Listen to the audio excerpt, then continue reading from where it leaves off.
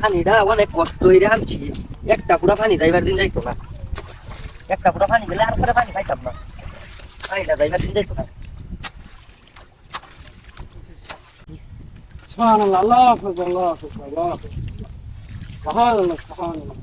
খেতে তো পানিও নাই। খেতে মধ্যে একটু পানি লাগে আলবায়াম, ধান টান বুয়াম। এই খেতে দিয়ে পানির অভাব নাই। পানিটা ছাইরাম।